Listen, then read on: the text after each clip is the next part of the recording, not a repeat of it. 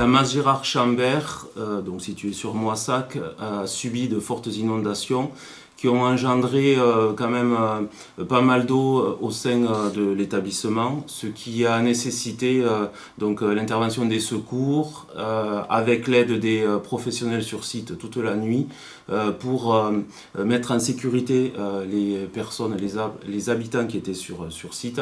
Pour la plupart d'être orientés vers le premier étage avec l'aide des pompiers, et pour d'autres aussi, ils ont pu être orientés vers l'espace Confluence, donc la salle des fêtes de Moissac, sous l'initiative de la mairie. Ce qu'il a fallu faire en premier lieu, c'est pour toutes les personnes qui étaient au premier étage, c'est adapter l'environnement. Donc on a transformé tous les bureaux du premier étage en chambres avec des matelas au sol pour faire en sorte que ça soit le plus agréable pour eux dans la situation. Et le lendemain matin, la décision qui a été prise en relation avec autant l'agence régionale de santé de la délégation du Tarn-et-Garonne que la direction générale de la Fondation Optéo et la cellule de crise que nous avons mis en place, nous avons décidé de réaliser une évacuation complète de l'établissement dès le lendemain à 7h. Nous nous sommes directement mis en marche pour rechercher des établissements d'accueil. Nous avons pu obtenir une énorme solidarité de tous les établissements, autant du Tarn-et-Garonne que aussi de d'autres départements tels que l'Aveyron. Alors en premier lieu, il y a des établissements de la Fondation Optéo qui se sont constitués lieu d'accueil, et d'un autre côté des établissements du Tarn-et-Garonne, d'autres associations qui ont répondu présentes. Donc au total, sur cette journée-là du 21 juin, nous avons trouvé une solution pour 41 personnes. Et puis il y a aussi l'élan extraordinaire des familles qui s'est mis en place, permettant de réaliser des accueils à domicile aussi. Plusieurs types d'accompagnement de la part des professionnels sur tous les divers sites. Par exemple, la mise en place d'une organisation de type séjour transfert sur les sites les plus éloignés de la maison d'accueil spécialisée. Ça veut dire des prises de poste aussi sur d'autres établissements pour les professionnels. Et ça veut dire aussi la mise en place de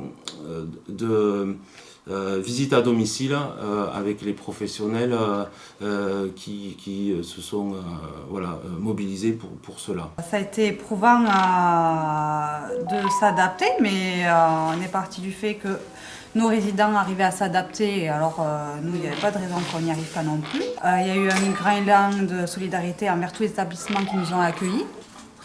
Contents du retour à la masse, on a pu retrouver nos locaux, se réadapter à une vie un peu plus sereine. Pour eux, pour nous, pour tout le monde. Donc au total, on peut dire que tous les professionnels qui étaient en poste, et même certains qui se sont proposés, ont pu assurer une continuité d'accompagnement auprès des personnes et de travail de manière plus large, pour faire que chaque résidente et résident puisse vivre l'événement comme un séjour de transfert vacances ou une expérience nouvelle dans un autre site. Et là, j'ai vu quand même au retour qu'il y avait un grand élan de solidarité. Il y avait des établissements qui étaient venus avec toute leur logistique, leur personnel, leur véhicule, pour pouvoir justement mener à bien tous ces transferts. Et c'est vrai que dans ces moments-là, être épaulé par toutes ces équipes, ça faisait chaud au cœur, quoi. On partait, on faisait, et puis voilà, on faisait notre mission. Et pas simplement toutes les équipes des établissements Barraqueville, Lafitte, j'en oublie d'autres.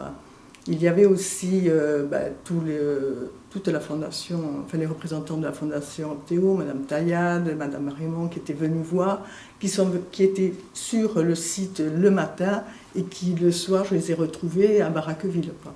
C'était vraiment une sorte de... je ne sais pas comment dire, mais vraiment, tout le monde était ensemble.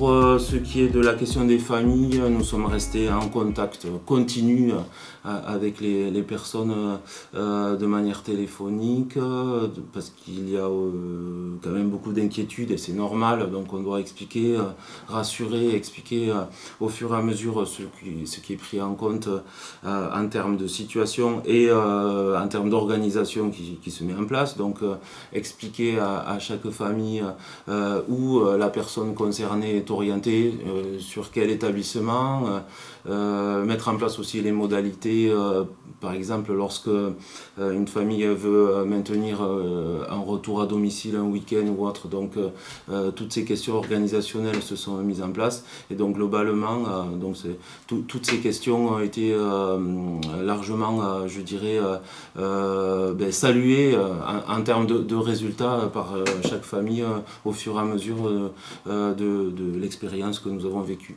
Nous avons décidé de réaliser un retour progressif. En premier lieu, nous avons débuté par le retour de l'accueil de jour au sein de l'établissement. Globalement assez rapidement, puisque c'était au bout de 15 jours. Par la suite, le retour a été échelonné selon les sites et donc en fonction de chaque site, nous réalisions une réadaptation de l'organisation au sein même de l'établissement par zonage pour atteindre au bout de 5 semaines l'organisation initiale. Cette expérience nous a transformés, on le voit aujourd'hui, dans le sens où vraiment je perçois une solidarité depuis le début de l'événement, ça c'est certain, mais aujourd'hui des équipes plus liées, plus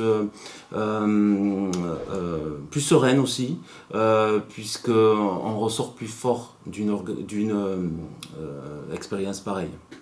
Je tiens plus particulièrement à remercier tous les professionnels de l'établissement qui ont témoigné d'un engagement sans faille et d'une largesse exceptionnelle, ce qui a permis vraiment de réaliser un accompagnement de grande qualité auprès de tous les résidents de l'établissement. Pour ma part,